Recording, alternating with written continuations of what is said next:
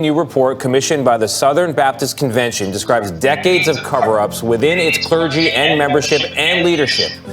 The SBC is a network of roughly 47,000 independently run Baptist churches with more than 14 million members nationwide. Nikki Batiste is following this story for us. Nikki, this was a self-commissioned report. Good morning. Indeed, Tony, good morning. The report alleges that claims of abuse were cataloged internally for more than a decade, with little to no follow-up or discipline for alleged perpetrators. Even as SBC leadership was made aware of accusations facing clergy, the report says its main concern was, quote, avoiding any potential liability.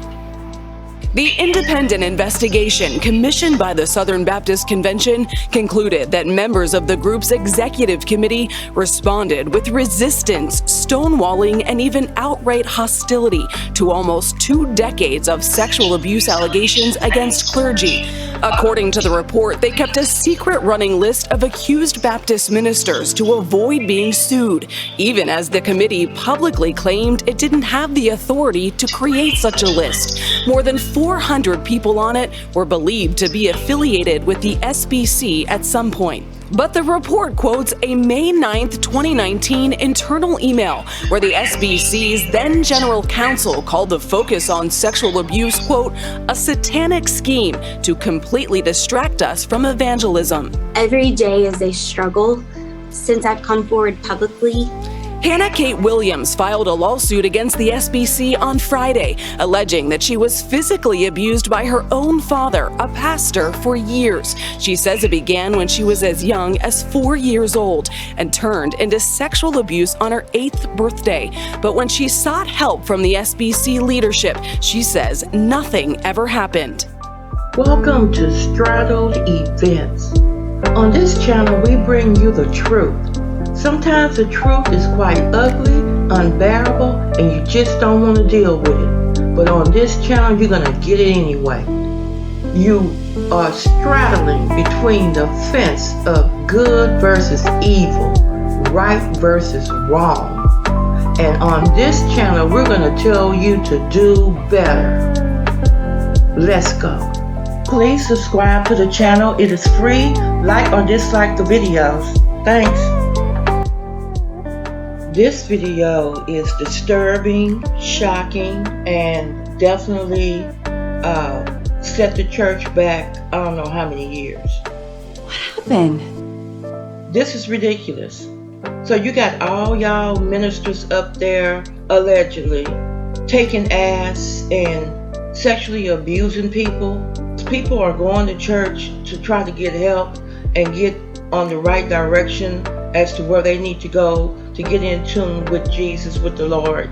And I guess instead of you trying to teach the people the way to go, you up there contemplating how you gonna take some ass.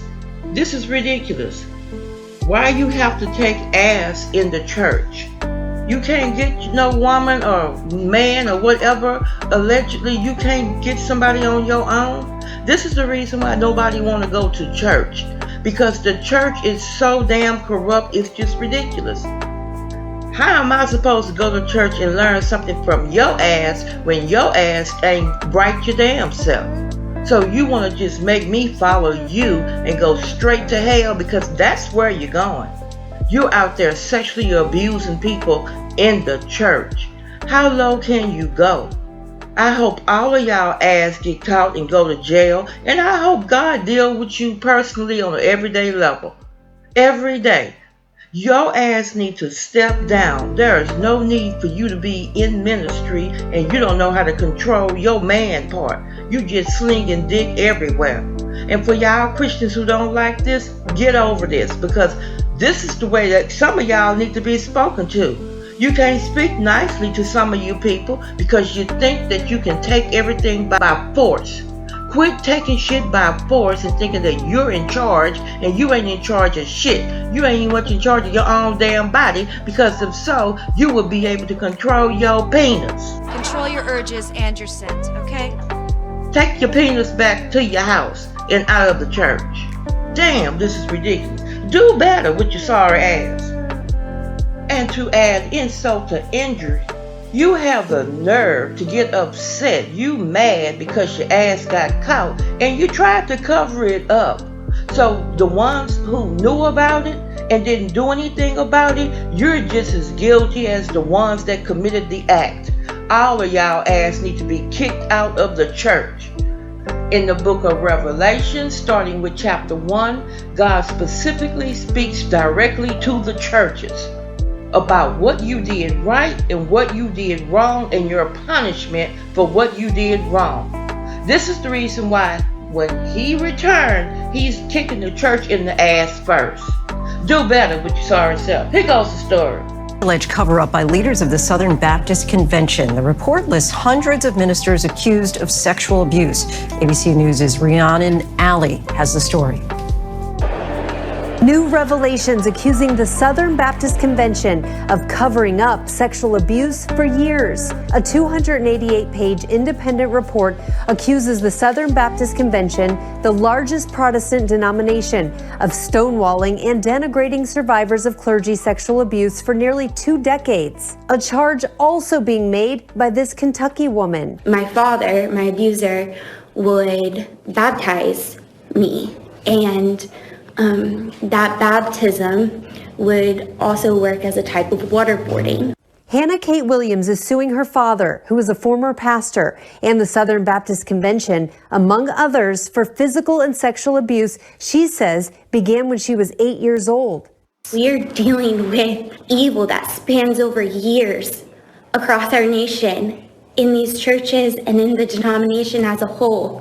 Allegations first surfaced in 2019 following a report by the Houston Chronicle and the San Antonio Express News documenting hundreds of alleged cases in Southern Baptist churches, including several in which the alleged abusers remained in ministry. Abuse is one of the most underreported crimes, and so I think there's many more that we have yet to hear about. SBC President Ed Litton said Sunday he is grieved to my core for the victims and said, I pray Southern Baptists will begin preparing today to take deliberate action to address these failures. Our thanks to Rhiannon for that. And for more, joining us now to discuss the report is Dr. Russell Moore. He is the former president of the Ethics and Religious Liberty Commission of the Southern Baptist Convention. Currently, Dr. Moore leads the Public Theology Project at Christianity Today. Dr. Moore, thank you so much for joining us. So you wrote on Sunday in Christianity Today that the handling of sexual abuse by the Southern Baptist Convention leadership is not a crisis, but an apocalypse. Explain what you mean by that. Well, I mean that there were many people who said to us in previous years, this really isn't a crisis. This is just a few bad actors. And when we look at this report, crisis is too small of a word. This is nothing less than devastating. Even I, and I was expecting the report to be bad, couldn't have imagined that it would be this bad. So, Dr. Moore, you say you expected it to be bad, but what actually about it rose to the level of shocking? Well, knowing that after years of sexual abuse advisors, of sexual abuse survivors calling for a database that would inform churches and church goers of potential predators in churches, and being told that no such database could be possible, seeing that there actually was a shadow database of sorts, a list of predatory situations that no one did anything about. That was shocking to me, along with just seeing in black and white the conversations back and forth about sexual abuse survivors, about advocates for them. The callousness of that was alarming and shocking. And once a high-ranking member yourself, you decided to leave the Southern Baptist Convention last year. What made you make that decision? I'm sure it is one that was a weighty one. It was a very weighty one because I love Southern Baptists. Southern Baptists introduced me to Jesus. I grew up in a Southern Baptist church. I was there 9 months before I was born. And so these were my people.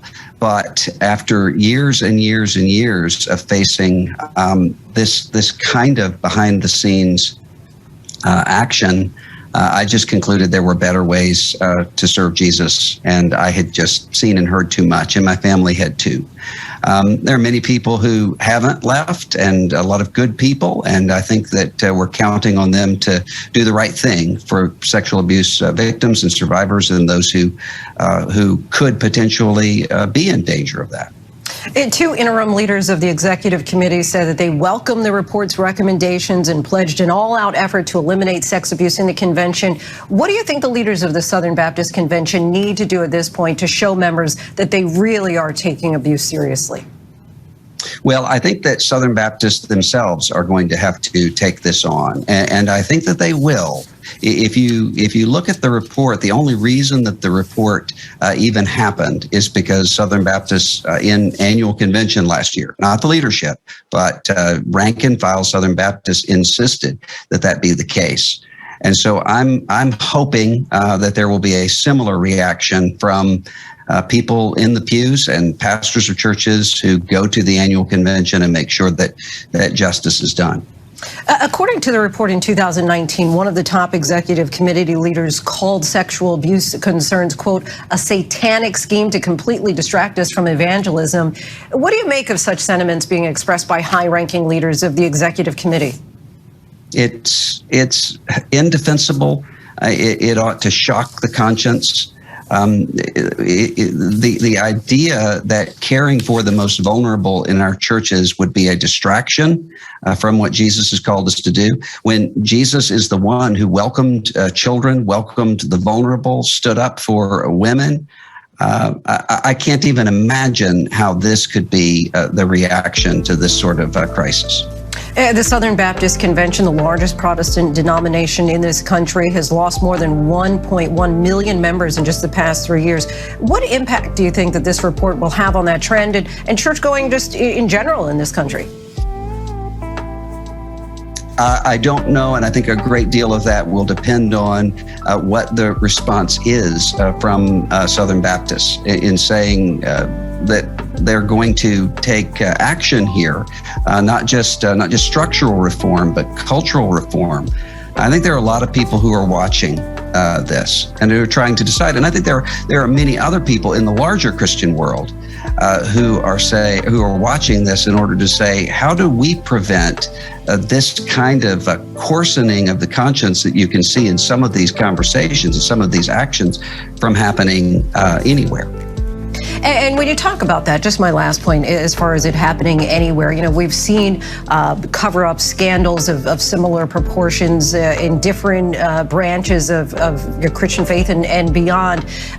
So when you left this one group, did you feel like we'll be able to find another group that's better at handling this? Well, I think that what has to happen is not that there is a place that is free from injustice or free from sin, but there have to be churches that are willing to take that seriously and who are willing not to turn against the people who are calling attention to the problem, but against the problem. And I think that Southern Baptists can do that, and I'm very hopeful that they will. And I think the larger Christian community, we all have to be diligent about that as well. Dr. Russell Moore, we thank you so much for your time. I appreciate it. Thank you.